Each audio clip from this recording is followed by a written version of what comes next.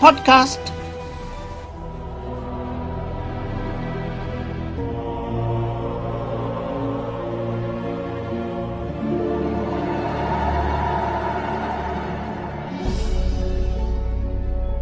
Hey, it's James Arnold Taylor, the voice of Obi-Wan Kenobi and Master Poku in Star Wars The Clone Wars, and you're listening to Everything Geek, the podcast.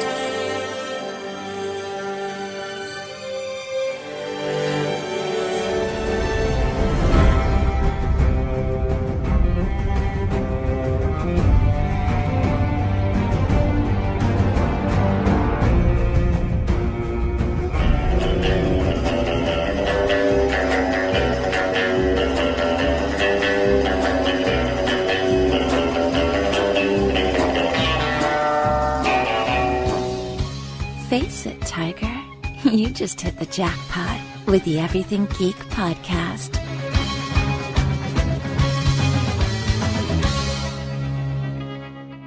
Hello everyone, you're listening to the Everything Geek podcast. I'm your host Rory, and joining me are co-hosts Laurent, Gab, Hello. and Adam. And also joining us today is a very special guest. We have voice actor James Arnold Taylor, who is best known for providing the voices of Obi-Wan Kenobi, Plo Koon, Reiko Hardin, and O.C. Sobek in Star Wars The Clone Wars, Obi-Wan Kenobi in numerous other Star Wars projects, including Star Wars Rebels, Star Wars Clone Wars Micro Series, and Star Wars Battlefront 2, Johnny Test in Johnny Test, Harry Osborn in The Spectacular Spider-Man, Ratchet and Clank since Ratchet and Clank Going Commando, Peter Parker / Spider-Man in Lego Marvel Superheroes and several Spider-Man video games, Nathaniel Tryon in Young Justice, George Avocados in Scooby-Doo Mystery Incorporated, Green Arrow in Batman the Brave and the Bold, Young Emmett Brown in Back to the Future the game, Fisherlight in the How to Train Your Dragon video game, The Fallen in the Transformers Revenge of the Fallen video game, Titus in the Final Fantasy video games, Prince Charming in the Shrek video games, Leonardo in the Teenage Mutant Ninja Turtles video game and TMNT, voice of Willy Wonka in the Charlie and the Chocolate Factory video game, Jack Mason 003 in the James Bond Everything or Nothing video game. I was actually also, in that game, I was Christopher Walken's character, Max Doran. Nice. Doran, I should say. So I wasn't credited, but I did all of Christopher Walken's lines in the game. Very nice, didn't know that. That's really cool. Quentin Beck / Mysterio in the Spider-Man 2 video game, and Pippin in the Lord of the Rings, the Fellowship of the Ring video game, Berks in Bionicle the Legend Reborn, and the current voice of Fred Flintstone. And I almost said it all completely without being interrupted, but I was interrupted. And yeah, that's pretty good. I mean, well, yeah, I was told I couldn't do it, but I was pretty close. Yeah. You did well. Thank you very much, James. So it's a pleasure to have you join us on the podcast. I mean, you've been in so much, even if you're a bit embarrassed by it. No, it's great. It's a blessing to do it all. I'm the luckiest man in the world being a voice actor. So I love what I do, and I love that there are people that are interested in what voice actors do and knowing more about it. So yeah, that's great, definitely. And voice acting compared to on-camera acting is, kind of underappreciated in comparison, but it's just as important for me. Like, I enjoy voice acting as much as I do seeing on-camera actors. Like, I think it's a great craft. It's great how, more voice actors are becoming well known now. Like, not so long ago, they wouldn't have been as well known as on-camera actors. Like, there's a certain quality of, only being behind the microphone. Like, you don't get recognized in public so often. That's got to be pretty good. Yeah, it's nice. I mean, if I'm at a convention, those are the times where I get to be treated like a rock star and everybody stops you and asks you for an autograph or a picture or something, which is very nice. If I host Star Wars weekends or Star Wars Celebration, it's always good to be recognized at those points, but then I can go home and have dinner with my family and nobody's asking for my autograph. So it is a great split of both worlds. And also being a voice actor, you get to be so many different characters. People could see, wow, it's a wide range of characters that you get to be. Being 5'4" and 115 pounds, looking more like Barney Rubble, getting to be the voice of Fred Flintstone. it's a great honor. Definitely, that's great. So getting right into the questions, James, my first question for you is, how did you decide you wanted to become a voice actor? Well, ever since I was about 4 years old, I knew that this is what I wanted to do. I'm sure people have heard me say it before, but it's really true. I realized quickly that entertainment was just something I was naturally born to slip into and fall into. I enjoyed entertaining. I enjoyed watching movies and listening to old radio plays. And there was something about the voice work that I think stuck out more so than even on camera acting or being in front of a camera, being in front of a crowd. I liked the fact that you could become all these different characters. And I had the ability at a very young age to manipulate my voice, and I knew it. So I would use it in any way I could. And so from 4 years old on, I just studied and studied. And then when I was 16 years old, I got into stand-up comedy, and I did a lot of voices in that. And then from 17, I got into radio, and radio was a natural fit for anybody that wants to be into voice acting or wants to know more about voice and how to work equipment and microphones and headphones and things. So I started doing that, and then it was a natural progression to voiceover by getting my demo tapes out there. Back then, it was all on tape. Tells you how old I am. There was no digital. And so I got my stuff out there and got an agent and moved to Los Angeles from my hometown of Santa Barbara, which is about 90 minutes north of LA. And the rest is, as we say, history. But it was a great thing to be able to, know what I wanted to do at a young age and pursue it. I think it's really important for people to know what they want to do in their dreams and their goals. And of course, I wrote a book about that too, but called JAT 365, which is James Arnold Taylor 365 days out of the year, trying to get people excited about what their dreams are. So, I think that it's a good thing, and I'm proof positive that you can pursue a goal and a dream and actually succeed at it. Definitely, I completely agree. My second question, how does it feel to be considered the voice double for Ewan McGregor, having voiced Obi-Wan Kenobi in so many Star Wars projects? Yeah, it's interesting. With the whole job of Obi-Wan, it started as a voice double for Ewan while they were still making the movies, and we would do the video games and such. And then once we did the micro series, turned into the Clone Wars years later. And once we hit the Clone Wars TV series that we all now are so familiar with, that was where Dave Filoni, our director, and George Lucas really gave us the ability to take the characters and make them our own, and not so much a voice double for him anymore, but a version of Obi-Wan Kenobi. And so that's been the greatest part of it, is getting to take that character and make it my own. But it's been, almost 13 years now, and still voicing Obi-Wan whenever Lucasfilm or now Disney needs him is a great honor. That's great, definitely. My third question, what were some of your favorite Obi-Wan Kenobi moments in Star Wars The Clone Wars? We had so many great years of working together. We were really a family on the show, and we still are. I mean, I still talk to my castmates almost daily. There's not a day that goes by that we're not talking about each other, certainly talking about working together on projects or running into each other in other studios. But I think some of my favorite moments are just literally the times in the studios with all my friends there. Some of my most fond moments would be some of the last sessions I had with Matt Lanter, because we didn't know they were our last sessions. We didn't know the show was going to end. So to look back now fondly on the fact that we finally were getting these ones, which are now online. And I thought it was really cool that StarWars.com released those episodes. That was a 4-part arc that was going to be made. They did it all just as the animatics, the sketch drawings, sense of what it was going to be like. Really cool. But those moments with everybody together, that was the greatest part, was that we recorded that as a cast. So we were all always together.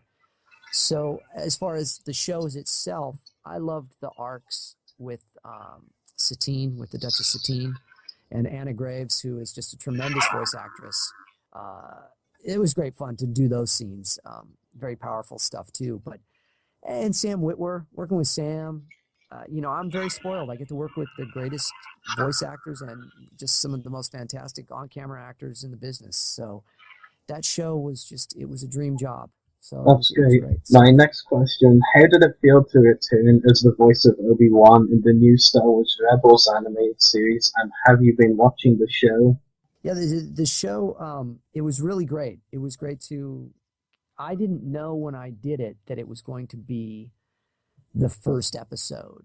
And I thought that was really pretty cool. And that it would have such a amazing resonance for people. I mean, the fact that Obi-Wan was in that one, it gave people that were watching that were wondering if the show was going to be Star Wars worthy or what have you, that it was like, it showed people that, yeah, this is I don't know, it was a very cool scene, a very emotional scene. I did it all alone. I don't even think the cast knew that I was coming in. So that was kind of cool to go in and do it all. And I was just in the studio with Vanessa Marshall 2 days ago, and we were talking about Rebels and stuff. And so it's really getting its own following and its own group of people excited about it. And I think that's very cool. And hopefully they'll have old Obi-Wan on it again. So It's always great to hear you return as Obi-Wan, so I'd be up for another appearance. And have you been watching the show so far? Yeah, I've seen several of them. I have not seen the last one that came out, but been keeping up with it as much as I can. And of course, got to become friends with most of the cast at Star Wars weekends this last year that I got to host out in Florida at Disney World. And so some amazing actors on that show. So it's a very different show than Clone Wars, but I think it's still telling the story of Star Wars. And of course, having Dave Filoni on it, it's a really important part of the whole thing, because Dave knows the mind of George Lucas possibly better than just about anybody at this point, because he spent so much time with him. And really, the thing to remember for people is that Clone Wars was the last true George Lucas Star Wars, and I think that that's a really neat thing. So it's cool that Dave is got such a hand in Rebels as well. Definitely, I agree. I mean, it's really important, It's really great that, with the Clone Wars, it was Lucas's last Star Wars story, essentially. I think that's a really great way to put it. Yeah, pretty cool. Yeah. My next question, what do you find are the similarities and differences voicing for TV shows versus video games? Yeah, well, if people ever get a chance to go online to jamesarnoldtaylor.com and look at my stage show, you can watch it all for free there. It's on my YouTube channel as well. It's called Talking to Myself. And you can see the hour-long version I did at Star Wars Celebration last time I hosted. I'll be doing it again this time when I host in April of 2015. But I also do a half-hour version of the show called Obi-Wan and Beyond every year at Disney Star Wars Weekends. And in that, I bring that up because in that I do a little bit in the show where I talk about the differences between voicing a video game and an animated show. So when you do a TV show, you're usually, like I mentioned, with the cast, you're all together and you're recording together. When you do a video game, you're alone and the director just gives you lines to react to. But it's also the most, I would say it's the most strenuous work you can do as a voice actor for your voice video games, because there's so much shouting and dying and yelling and screaming and, jumping and falling and getting hit and fighting. And TV shows certainly have their share of that from time to time, especially if you're doing an action one. But video games are constantly that. And so they're the most strenuous. So you really, like, for example, if I'm going to do a video game, I'll know that it'll be at the end of the week. So I will schedule my video game sessions for the end of the week because I don't want to strain my voice, and at least I'll have the weekend to kind of recoup my voice. But it's a big difference. They just work differently too. It's like doing a movie versus a TV show. There's just a different feel on the set. It's recorded differently. It looks differently, so they sound maybe a little differently. They work differently. Your acting beats change a little here and there because for video games, things have to fit into specific amounts of time, or they have to. It used to be that, especially when we did Final Fantasy and such, there were samples. The voice audio was just samples, and they could only fit in so much time. And plus, we also had to match what was already done in the Japanese, but it's a completely different language, obviously, and the way we express ourselves are completely different. So Tidus in Final Fantasy X, getting a battle hit in Japanese might be, hey, but in American it might be, yeah, or no, whoa. And so it's very different.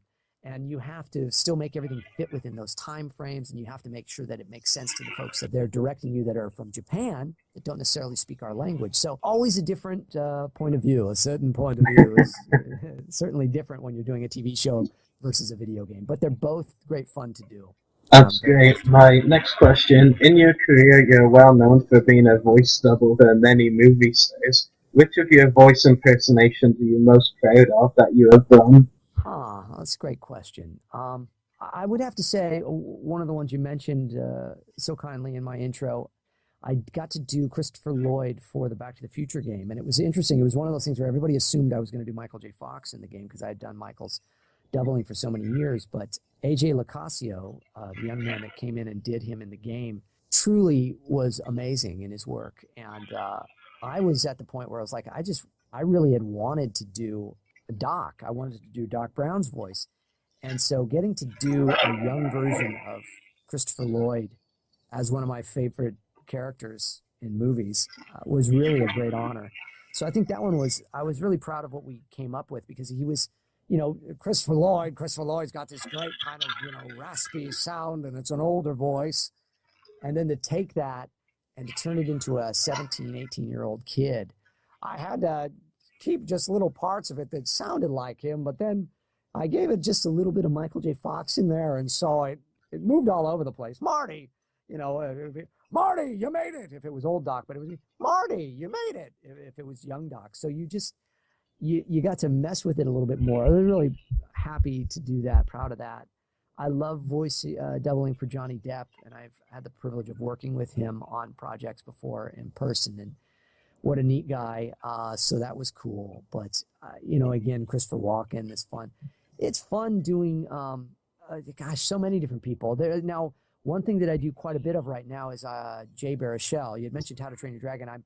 So I did Fish Legs for the video games, but I've also done Hiccup. So I'm the official voice of Hiccup when Jay Baruchel is not Hiccup.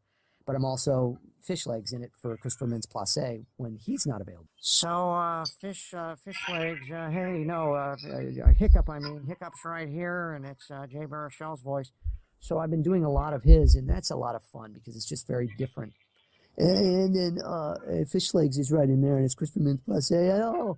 Oh, yeah, that's a +10 dragon. That's really awesome. So, it's they're both fun voices to do, and I get to do them both quite a bit with a TV show and such. But always a challenge being somebody else. No, it's actually funny you should touch up on that, because when I was looking, to your Facebook page and I follow you on Twitter, it's funny because I saw that banner that you have with all of those characters, and I remember seeing Hiccup on it, and I thought I was pretty funny. And I did, of course, I will admit, I have seen your stage show myself in person.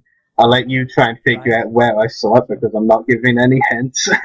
But one thing that I did think of, because obviously I knew you can impersonate Jay Baruchel, but I still thought it was interesting seeing Hiccup on there. So I actually had been thinking of asking where you had voiced Hiccup before. And I have to say, I don't think we need Jay or Christopher on the podcast. We can just get you instead. Yeah, it's interesting. So, all the video games, for the most part, are me. For the How to Train Your Dragon stuff, certainly the How to Train Your Dragon 2, that'll be me. Jay isn't usually, he's a very busy guy, and he lives in Canada, and so they bring him in for the TV show, but I do all of his scratch stuff. So so I record it all before he does, and I guess as the story goes, they played him some stuff that was me, and he didn't know that it was me. He thought it was him. So I thought that was a pretty good sign that I did all right. That would be a pretty good sign. Now, if just I knew what episodes you worked on, then I'd be able to go back to watching the TV show so that I'm like, hey, that's not Jay, that's James. Yeah, I'll just be watching the episodes and listening so hard, and I'm like, is that James or is it Jay? I'll probably drive myself insane. Yeah. Well, thank you. But, so yeah. Moving on to my last question, James. Do you have any upcoming voice acting roles or other projects you would like to talk about? Of course, there's your stage show, Talking to Myself, which you mentioned, that you said you'd be doing it again at Celebration Anaheim in April 2015. Have you got any other appearances for it as well coming up? Yeah, I just did the show at St. Jude Children's Hospital in Memphis, which was great. to do for the families and the children there. And I highly recommend people follow St. Jude and donate to St. Jude. It's a wonderful organization. It was great to do my show there. And I'm going to be doing it in Atlanta in January and March, but I'm not certain on all the dates and stuff yet, but people can certainly watch me on Twitter is usually the place where you'll see all that stuff.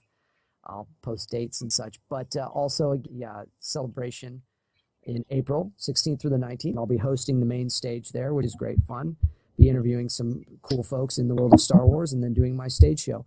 But as far as other projects, that's the other funny thing about being a voice actor, especially involved in things like Star Wars and Marvel games and such, is that you rarely get to actually talk about the things you're working on because there's so many non-disclosure agreements. So not until they're out. But we have, of course, the Ratchet and Clank movie is coming out in 2015, and I'm very excited about that. I hope people will go and see that. Plus, we're in the process of redoing the first game, which I think that was announced pretty recently. And so that was the only game that my voice was not in, but we are redoing it now, and my voice will be in it. Yeah, that's pretty interesting. Cool. They can go back and say I've voiced in so, them all now. Yeah, which is, I think, a good 15 or 16 that I've done as Ratchet. So I'm really looking forward to the movie coming out. I think that'll open it up to a whole other audience of people. It's a great movie. It's a great story, and it's been fun. So that's coming up. Some other things that I can't wait to talk about, but they're not public yet. I can't talk about them yet, but when I do, well, I'll just have to make sure that we let you all know that. But, let's see, also on Magneto and Silver Surfer and Iceman in some of the new Marvel games that are coming out. And those are very cool. It's great to be Magneto and have that big voice. And, humans, you shall perish. He's just a great character and very different for me to play that. So it's been great fun. But there's always good stuff coming up. There's always new things. But again, I wish I could talk about more of them. So I'll definitely be sure to keep an eye out for all of this. So thank you very much, James, for answering all of my questions. I'll let my co-host Ron ask his now. He lives in Atlanta, so you can tell him he must go see a stage show. Yes, absolutely. Yeah, we just moved to Atlanta, ironically, and you said it. You might be having a show here in January. You said? Yeah, January, and then I think in March. So yeah, there's Awesome. I believe in March there's going to be a big voiceover convention, going on. And again, I'll post that information as I get more. But I will be doing my show there. So yeah, definitely. Well, that's great. My brother's birthday is in March, and mine's is in January, and we love your work. So look at that. Oh well, thank you very much. Thanks so much. That's very kind. Well, my first question for you, James, is you've been a part of so many projects. I mean, as Rory was listing before the show started, we were shocked with just everything. But, yeah. I mean, what's been your favorite project to work on in your career, and why? It is one of those things where, like, people will ask me often, like, what's your favorite voice? And I always try to say that whichever voice I'm doing at the time is the one that's my favorite. And with projects, though, it's a little tougher to say that because some you definitely love and others you kind of go, okay, looking at the clock waiting for it to end. But I have been just, again, so blessed to work on all these great things and some of the biggest franchises in the world, from Transformers to Star Wars to Jurassic Park or Back to the Future. I mean, it's really cool. I would have to say that the world of Star Wars has certainly been very kind to me, and it's one of the places I hold the most dear. And Obi-Wan is certainly that character as well. So because of the opportunities that it's brought in my career and such too, I'd say that it's probably my all-time favorite, just because of getting to meet so many wonderful people too and getting to do so many great things. I have a studio here in Burbank, California now with J.C. Reifenberg, and J.C. is a very talented young filmmaker who made a fan film, which you can see online, called Hughes the Force. Came out a little while ago, and in that I play Obi-Wan Kenobi, suited up in costume. I get to play him. And so JC and I have partnered up, and we've started a small production company, and he's got a great show called The Comlink that people can check out. It's all Star Wars stuff on a YouTube channel. Just go to the Comlink, search that. But so he and I are working on projects now, but I look at this and I go, this is all due to Star Wars. So I have to say, it's a very long answer for you, but Star Wars has brought so many wonderful opportunities. So I guess Clone Wars would really be my most favorite. And again, just because of the amazing actors that I got to work with, too. Awesome. Yeah, that's completely understandable. I mean, you devoted a lot of time into the Clone Wars, as we all know. But on the subject of Clone Wars, which Mhm. season of Star Wars: The Clone Wars is your favorite, and why? Oh man, that's another good one. You know, it's tough because I love season two because season two is when I think everybody really realized that this show was the real deal and that it was really good entertainment and it was well written and amazing production and that it wasn't just a cartoon and it wasn't trying to be something that it get on the Star Wars bandwagon. It was really telling the story of Star Wars. So Hmm. that is a holds a really dear spot in my heart. But I also loved these last the kind of the lost missions they called it that are on Netflix that you can see on Netflix as season six. There's some really great stuff there. I wish that we could have seen all of it produced, but and season five, yeah, boy, it's hard. Yeah, it's definitely a hard one for me to answer as well. I love the Clone Wars, and Okay, when season 6 came on Netflix, I was that person that was waiting that right then and there. But yeah, that's but great. my next question: what was it like getting to work with such a close knit family of voice actors in the Clone Wars? And are there any behind the scenes moments you'd like to share? Oh man, so many. And as I mentioned, we really were a family, and as you mentioned there too, it's one of those things where we all get together. It's like the holidays right now, So it's like that. You get to see everybody, and it's like, oh, good. It's good to see Matt. Matt's been out shooting some TV show. Let's talk to him. And oh, look at it's Ashley, and she's got her universe going, and she's been in London, with that. Let's talk about that. Or Catherine Tabor. It's like, oh my gosh, you're doing so many great characters in these video games and stuff. What's going on? And we just would catch up. D. Bradley Baker, I mean, an amazing, amazing actor and performer. And it was just always like Christmas. It was you just getting together, and then Dave would come into the room and give us the story for the day. Because when we would get the scripts, I've said this many times before, we'd get the scripts as we got into the room, so we didn't get a chance to read them beforehand. It was also top secret. So you go into a session and spoiler alert, spoiler alert. If anybody's listening that hasn't seen all of Star Wars, if you haven't seen season 5, turn it down. When the Duchess Satine finds her end there at the hand of Darth Maul. We didn't know that going in. When I became Reiko Hardeen, I walked into the studio that day and I had a massive allergy attack and my voice was pretty much shot. And so all the stuff you hear, it really worked out great for Hardeen because he had this great deep kind of voice.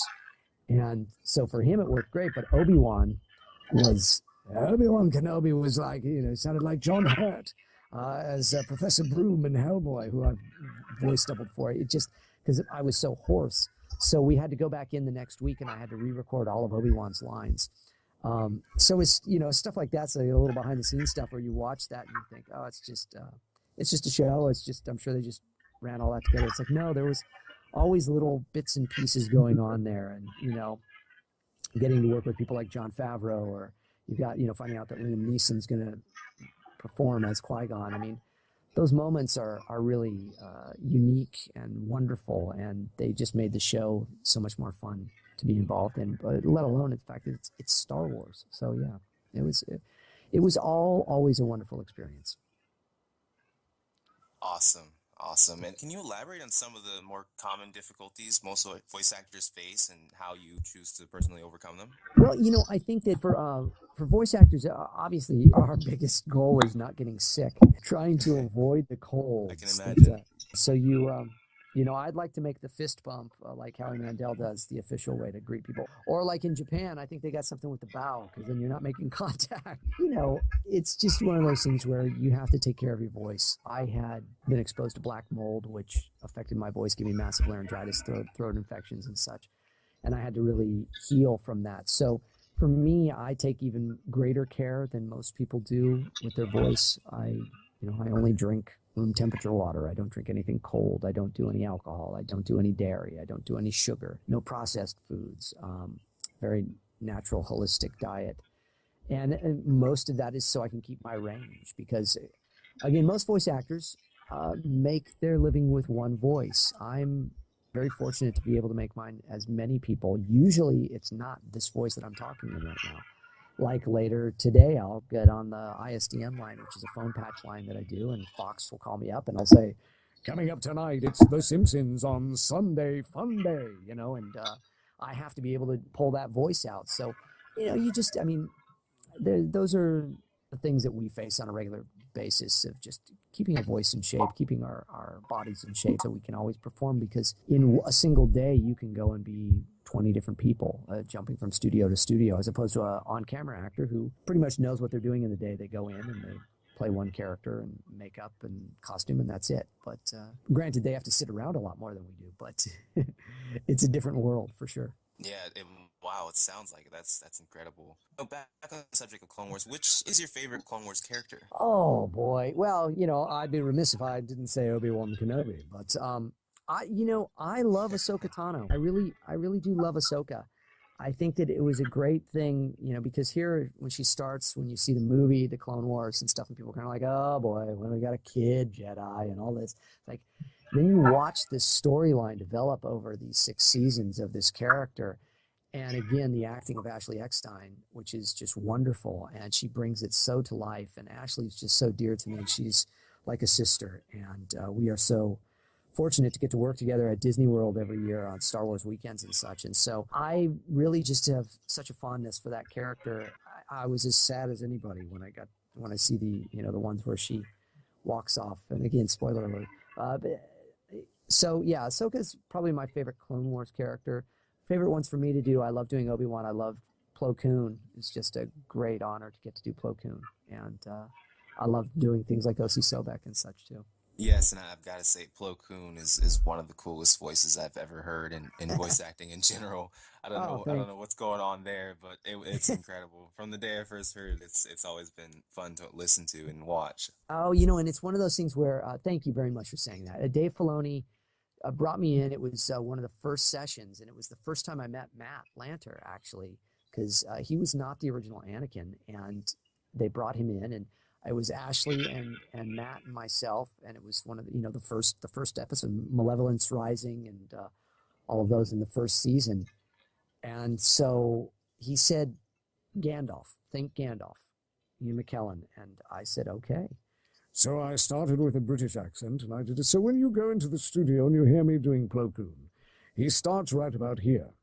And then Matthew Wood and David Acord, the sound geniuses at Lucasfilm, take my voice and they put it through a processor. And then they give it a little processing and they pitch it down. So Plo Koon becomes more of this character right here. So I've got a cup in my hand that I'm literally using right now to just kind of help create it. But so he is processed a bit, but so Plo Koon and his normal response is just basically Gandalf. It's just me doing Ian McKellen's voice. So that's how it starts. Yeah. That's incredible. Just the fact that you did that just then. But watching the Clone Wars, from day one for me has always been something that I look forward to each week, and it became a part of my life. I can't imagine what it was like for you all working on it and letting it become a part of your lives. I mean, what was your initial reaction when you found out it was canceled or going to be canceled? Oh, yeah. No, I had just gotten back. I was doing a USO tour in Japan, where I was doing my show for the troops and their families, and I was at LAX getting my bags, and I got a phone call from Dave Filoni and Carrie Silver, our producer, and it was devastating. It was one of those days where you're just like, just finding out that you've come to the end of a book that you didn't expect to end so quickly, or it was just something we had planned on doing for at least another 2 years. So it was a bummer. It was, I won't lie. And of course, enough time has passed to where it's like people understand that, yeah, that's a show that you just comes along once in a blue moon. And so I remember all of us being just very bummed out about that. And so hopefully, people love it on Netflix. I don't know. There's been so many great folks, kind fans getting out there and saying, save the Clone Wars and such. But you never know. It'd be great if they still release things like they did with those animatics and things too, because I think people love the show. I'd love to see like a movie again. I'd love to see us do a movie or something. Yeah, the Clone Wars will always be a part of our lives. I mean, you've touched so many kids and adults and just TV watchers in general. It's definitely a show that's not like other shows. It really stands out. There's just so much in it that you can fall in love with, and that's why I feel like a lot of fans have fallen in love with it. But Yeah. yeah, like just thank you so much for working on the Clone Wars and just doing Sure. everything you did there. That was an amazing process. But do you have any advice you'd like to give to anyone looking to get into the voiceover industry? Well, I always like to tell people to be ready for rejection because there's lots of rejection. There's lots of rejection in acting in general, writing, directing, any of that stuff. But also, on the positive, is always love it. I have always loved what I do. And every time I'm on a microphone, even right now, talking to all of you, I'm in my studio on a microphone with headphones on. This is where I'm comfortable. And so I say a little prayer of thanks. So be thankful for it, for every opportunity you get. Read out loud wherever you can. If you can, get comic books and read them out. And if you're reading a book, read it out loud when you're alone and stuff, and be ready to keep your voice in good shape. Get Yuri Lowenthal and Tara Platt, his wife Tara Platt's book, Voiceover Voice Actor, and go to voiceovervoiceactor.com. They have some amazing pieces in that and bits of information and advice and help for people that want to become voice actors. And so it's very cool. So I would suggest that. I also know that D. Bradley Baker, our clones on the Clone Wars, has a website called iwanttobeavoiceactor.com, and you can go there and you can find out information and such. So study it, know what voice acting is about, because I think a lot of people just kind of go, oh, it's just kind of a quick, easy way to make money, and you just get in a microphone and talk. That's the farthest thing from the truth. It's a craft, it's an art form, and it's not an easy thing to do, and it's certainly not an easy thing to get into. It's a small group of people that do most of the work. So, love it, and it will hopefully love you back. That's my biggest piece of advice I can give. All right. Well, thank you so much, James, for answering my questions. I really appreciate you taking the time for that. I'm going to go ahead and turn you over to our other co-host, Gab. Hello. Hey, man. How are you? Oh, I'm fine.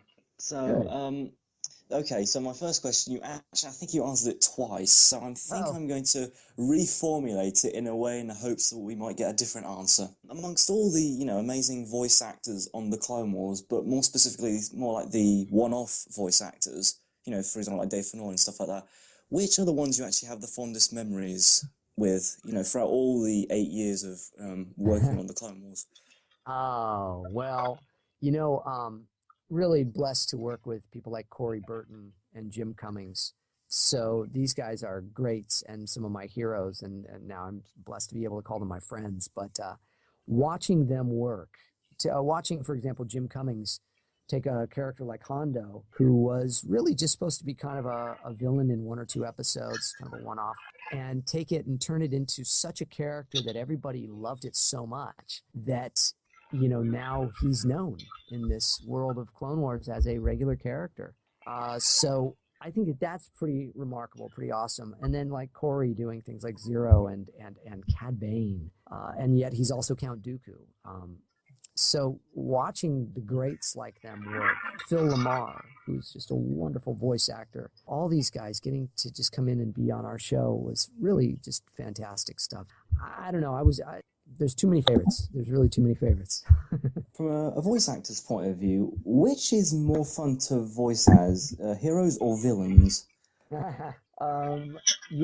It's funny. I've always been the hero voice. Like I started my career as that kind of, because I have that sound and that's my natural voice.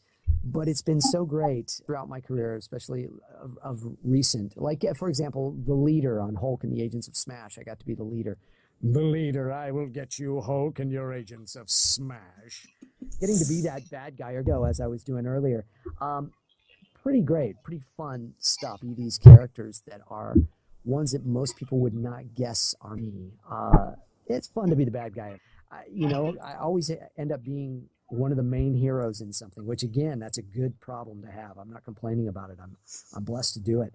But it is fun to get like kind of that little side character on a show where you're just a big bad guy and nobody expects that it's you. That's pretty fun. So they're both very fun, but yeah, I won't lie. It's fun to be the bad guy sometimes.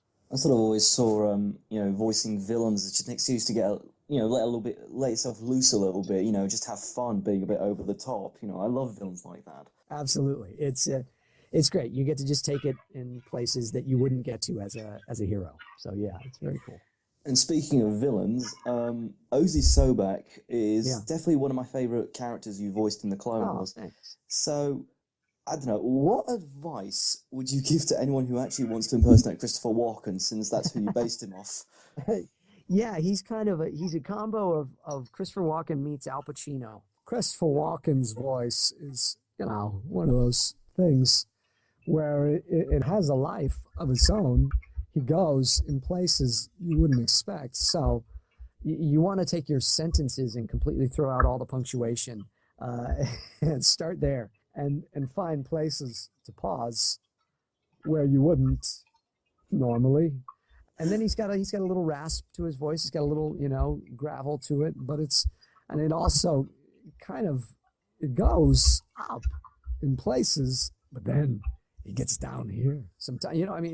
He's all over the place. So I don't know, it's just fun. He's a fun voice to do. I would say just listen to him, have fun with it, and you can kind of do no wrong if you're doing that. But yeah, O.C. Sobek was you take a little Al Pacino, hoo-ha, and a little Christopher Walken, and you get O.C. Sobek, your Jedi resolve is no match for me. I loved the line Obi-Wan had is, I must say, you're not at all like I pictured. Someone with such a soft voice. So it was fun that they put that in there, knowing that I was the one doing both of the characters. It was great. Now, in that episode, or those arcs, I was doing Obi-Wan and Master Plo Koon and O.C. Sobek all talking at the same time, one after the other. And so it was great fun to switch around like that. That must be so strange having a conversation with yourself. I do it all the time. So you actually did. So I was going to personally request that you do a bit more of Ozzy Sobek, but you've already done it. So saves me the effort. Saves me the effort. Sure. So with all the celebrities you've also done, is there any particular celebrity you would actually love to get the chance to impersonate in any project? Oh, that's a good question. Let's see. Gosh, I've got to do so many of them. I don't know if I've ever. I love doing Gilbert Gottfried's voice. Gilbert Gottfried, he's just right there. Everything is so, loud and obnoxious. And I don't think I've ever actually done him officially for anything. So that would be fun to do. But who else? Gosh, I don't know. I've been really fortunate to get to do so many people's voices regularly. Yeah, because most of them I work on them for a reason. Like I'll hear them and then I end up like being them for the day too. So if I'm doing Jay Baruchel's voice, I'll end up kind of talking like him the rest of the day. Okay, all right, and so. They're all fun to do. There's not many that I haven't got to do. So that's a good question though. I'll have to think about it more. I was going to say, it's great to get in character, but they're not characters. They're actual people. That's the crazy part about them. Right? It's fun that they have something that they have a bit of a tooth to them that you can dig into and you can find these things in their voices to latch onto and do. It's pretty cool. I was also going to say that I think one of my favourite impressions you did, aside from Christopher Walken, I really liked your Jack Sparrow impression in Kingdom Hearts 2. Oh, thank you. That was definitely one of my favourites. Johnny Depp's voice, yes, he's got a very quiet voice, so everything he says is all right in there. But then if you take it and you make it Jack Sparrow, Black Pearl, come on, when does it make sale? Yeah, mate, everything is big and it's all right there. And he's all over the place with the accent, which is fun too. So it's a great character to get to do. I got to do him for several different things, and then I lost my voice when I got sick, and I lost the job, and so now there's somebody else doing it. I still do his voice for many other things, which has been great, like Alice in Wonderland and Willy Wonka, and then just like his regular voice if he's not available for it. I'll come in and do his regular voice. That's great. So my last question, I'm actually sort of saying this on behalf of a lot of LEGO fans. Did you know anything about Bionicle before you got the role as Berix in The Legend Reborn? I knew enough to be dangerous. No, I knew that it was a very big fan base and that people love these characters. And so I was really thrilled that people were happy with my version of it. And that was pretty cool, I think. The fact that people were respectful of what I did or that they liked it, I thought that was pretty cool. So I knew it was a big thing to step into, and I enjoyed it fully all the way. I wish they would do some more of them that Berix was in. I definitely agree. I sort of always felt, it's such a big franchise, they should have at least made a TV show at some point. Yeah, Yeah, that was my last question. So well, thanks thank you very very much much. Yeah. for answering my questions. I'll let Adam speak now. No, I was just going to say, A real pleasure to get to speak to you. oh, thank you so much, Adam. I appreciate that, man. We'll jump right into the questions. If you could voice any other character in the Star Wars galaxy, who would it be and why? Uncle Owen. There's a character that just wasn't explored enough. I don't know. I love voicing Obi-Wan so much. Maybe old Ben would be fun, Yeah. I think. Taking a crack at old Ben Kenobi, I think, would be a lot of fun. There are too many characters, really, that are just great characters. And I joke a bit about Uncle Owen, but at the same time, I do think that if that was ever explored, it's like, yeah, I'd love to do a character like that nobody would expect me to be doing. Yeah, who knows what the next generation of Star Wars is going to bring too. I'm sure there'll be all sorts of characters that I'll be like, oh boy, I'd love to take a crack at that. So yeah, we'll see what comes up. I think that Luke would certainly be a fun one. Mark Hamill is a great friend, and he's often said that I remind him of him at times vocally, and so that would be a fun one to take a crack at. But Bob Bergen does a tremendous job voicing Luke. Bob is of course the voice of Porky Pig and many other characters, but yeah, so it's pretty cool. But obviously with Disney buying Lucasfilm and by extension Star Wars, and there's new material coming out, is there any film that you would like to see Lucasfilm make, like any of the a spin-off film? Or yeah, not Uncle Owen, that would be boring. I'm excited about the possibilities of them doing a Boba Fett one. I think that would be pretty cool. I would love to see a spin-off of Princess Leia's life before A New Hope, maybe. It'd be interesting to see, what all was going on there. I think that there's a lot of other great, of course, there was the book Kenobi, which talked about what Obi-Wan was doing there, sitting on that desert planet. But there's so many great characters to be involved. But I mean, I try to go for more of obscure ones like that. Like I say, a Princess Leia story certainly would be interesting for women. I love that they work in some great characters like that. I'd love to see Ahsoka have a spin-off film too, quite frankly. That would be very interesting. Yeah. My next question would be, have you ever had trouble getting into a certain actor or character's voice before? And if you have, how have you dealt with it? Oh, yeah. The voices that are closer to my regular voice are the ones that are harder to do. So Ron Howard, for example, I did Ron Howard's voice for some episodes of Arrested Development. And that was tricky. It took a while. Usually I will kind of zone in on a voice and find something, and it took a long time to get it, but because it's really close to my regular voice. So Ron Howard's voice is it's just a little bit different than mine. It's got just a little bit more twang to it. So it was just finding that place to do and to find those little things that he does. I had to do Tobey Maguire's voice for a trailer for Spider-Man once years ago. And Tobey, and I know Tobey, it's interesting. His voice is really hard to get because it's just, there's something really unique yet also everyman. So that was a tricky one to get as well. But yeah, most of them I can fall into pretty quickly. The ones that are close to me are harder. When I do impressions and stuff, I do like a tiny bit myself and like talking to like the master of impressions, so you feel a bit inadequate about it. But do you have certain phrases that you say, like when I try and get into a character, there'll be like a sentence or a phrase that I'll say, and that'll immediately kind of like push you into like the mindset of the character. I find that, and I do find that other voice actors and impersonators certainly have that. I do, from time to time, certain voices, I will jump into a phrase. Certainly people will think, what's up, Doc? And that's how you get into Bugs Bunny. It's if I'm doing Jay Baruchel, I will I'll do that. It's this kind of just noise. If I'm doing Christopher Walken, I hear it in my head. It comes out. It's crazy. I don't know how. And whoa, Michael J. Fox out there. Whoa, wait a second, Doc. Well, Doc, whoa, Doc. So there are little sentences and things sometimes that are keys that clue me into it, and I think it's pretty cool. I think that's pretty normal for most impersonators. So yeah, you're in good company. That's good. My last question, back to the Clone Wars, would be, what were your initial reactions when you found out that Obi-Wan would have a romantic interest? Did you feel that it fit in with the character of Obi-Wan, or did you have reservations? No, I thought it was really pretty cool. I thought it was a great exploration, not just in the world of that character, but in the world of Star Wars, and to show a little more human side of this character, because especially the younger Obi-Wan, he is all business, and he's really doing his best to train Anakin. So to show that he had that side, there were those moments in his life. I think that was really a cool thing. It was a very cool thing to have them work in. And again, Anna Graves just did a wonderful job as Duchess Satine. And it really gave me so much more to work with. I mean, I've been very blessed to be able to voice and act more Obi-Wan than any other actor.